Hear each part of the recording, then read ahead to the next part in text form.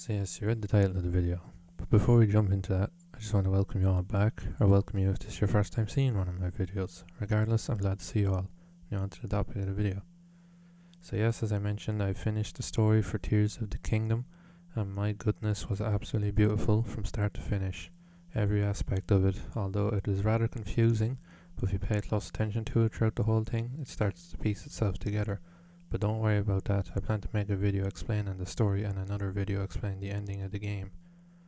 I will start by saying I hope a lot of gamers get to experience the story and this game in its full glory at least once in their time of gaming. It was phenomenal. My goodness, I still can't believe how good it was. I definitely think that the 6 years between Breath of the Wild and Tears of the Kingdom was well worth the wait. Of course, I remember during that time it got delayed once or twice, and some were disappointed. But for the most part, we knew it would be worth the wait, and boy were we right. In case it wasn't already obvious, Tears of the Kingdom has become my new favourite game of all time. It was Breath of the Wild up until I played Tears, although I don't want to make this review entirely biased, so let me break down the gameplay. For the story, obviously, this means heavy spoilers, so now's your chance to click off the video until you're ready to hear. But I won't be discussing the events that carry out in the story in this video, just the basics of how things work, so let's get right into it.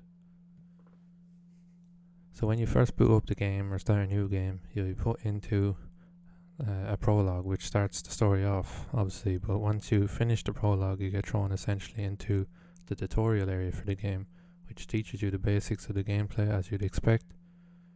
Upon completing the tutorial area, you will then be tasked to visit 4 areas, and these areas will lead to a dungeon. After all 4 things really accelerate. I won't say what happens because of spoilers, but we'll discuss it in the story video I'll be making soon, so don't worry. Then there's a couple more quests that will build up to the ending. Then towards the end it's almost like you enter a war zone as you make your way to the final boss. Upon beating the final boss you get probably one of the best endings I ever witnessed in all my years as a gamer, and a beautiful conclusion to the story.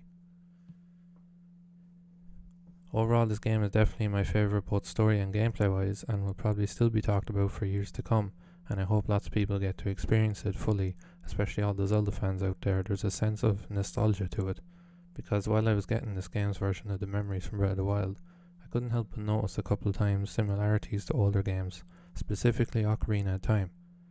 I can't really say why without spoilers again, but if you find these memories or look at them on YouTube or that, you will probably see why. Anyways, I don't want to overload you all with my experience and with my praise for this game, but I definitely think it's worth checking out if you're considering it. And for now, this is GB, signing out.